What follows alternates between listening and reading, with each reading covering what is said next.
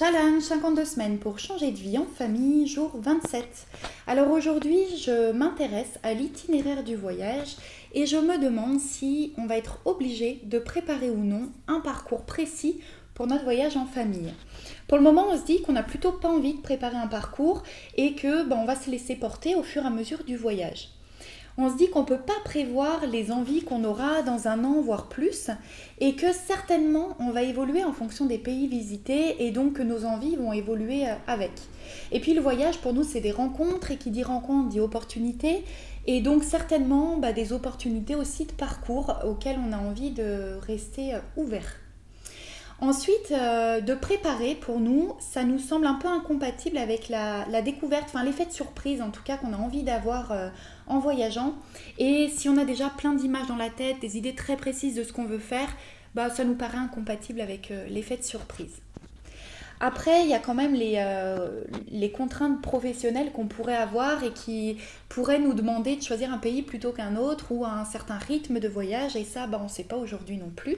Et on a encore envie de prendre notre temps et de pouvoir rester plus ou moins longtemps dans les lieux qu'on visite.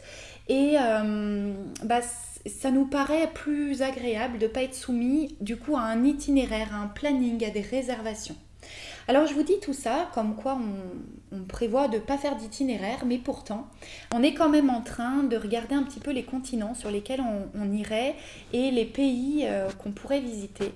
Tout simplement parce qu'en fait on a aussi des contraintes. Alors déjà, de par le fait qu'on veut voyager en vélo, on a des contraintes par exemple climatiques et on va quand même devoir regarder un petit peu la météo des pays dans lesquels on va aller pour pas voyager en conditions trop extrêmes, surtout avec des jeunes enfants.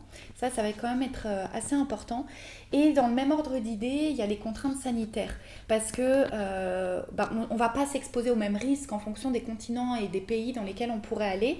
Et notamment voyageant avec des enfants, on a quand même envie de les protéger, donc on va exclure certaines destinations du parcours pour pouvoir protéger notre santé. Ensuite, il y a le budget qui est assez important aussi dans le choix des pays, puisque selon le coût de la vie, on pourra rester plus ou moins longtemps, on pourra prendre notre temps en voyageant et ça c'est quand même important pour nous.